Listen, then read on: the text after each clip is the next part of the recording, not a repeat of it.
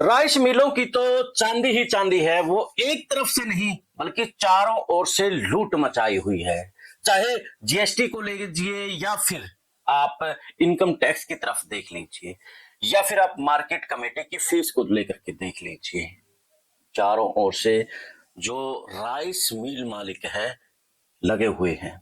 दूसरी तरफ बताया जा रहा है कि जो नमी को लेकर के भी कहीं ना कहीं घालमेल कर रही हैं। तो इससे आगे ये भी बताया जा रहा है कि जो आटे का यानी कि वेट का जो घालमेल है वो भी वो कर सकते हैं।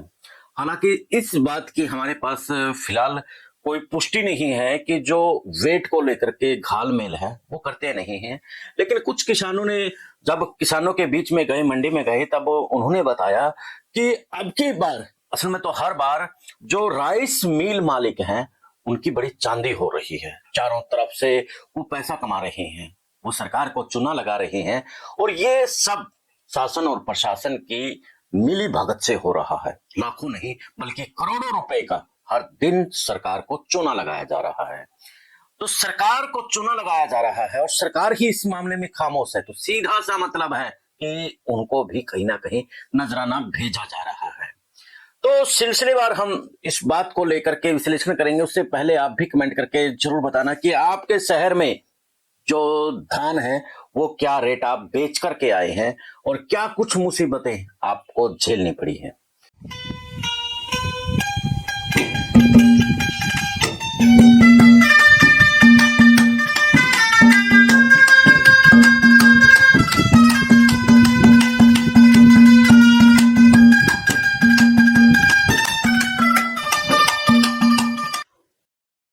सभी को नमस्कार, मैं आपके साथ कुलदीप खंडेलवाल और आप देखना शुरू कर चुके हैं द इनसाइडर न्यूज।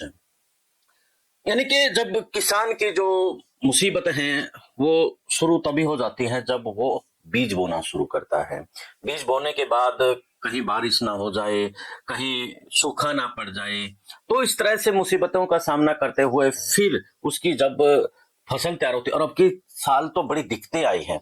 जिस तरीके से किसानों को जो बारिश हुई है वो बड़ी मुसीबत में डालने वाली हुई थी। कई जगह तो जो धान है वो डूब गई थी और जिसके कारण से काफी किसानों को नुकसान हुआ। बच गई वो अब मिल मालिकों के निशाने पर है। तो जब किसानों से इस मसले पर बातचीत की तो किसानों ने इस मसले को लेकर के बताया कि सर, हमारी जो मुसीबतें हैं वो एक तरफ से नहीं बल्कि चारों तरफ से भरी हुई है। पहले हमारे साथ राम पीछे पड़ा हुआ था, यानी कि बारिश हो रखी थी, और अब जिस तरीके से जो सरकार ने रेट निर्धारित किया है उस पर ना लेकर के बल्कि कम ले रही हैं। 2379 के आसपास लगभग रेट जो तय किए गए हैं, कोई 1900 लेता है, कोई 2000 लेता है। इस तरीके से हमारे को चूना लगाया जा रहा है। तो वही राइस मिल मालिक किसानों के साथ में सरकार को भी बड़ा चूना लगा रहे हैं। वो जीएसटी की चोरी के साथ इनकम टैक्स को भी धोखा दे रहे हैं।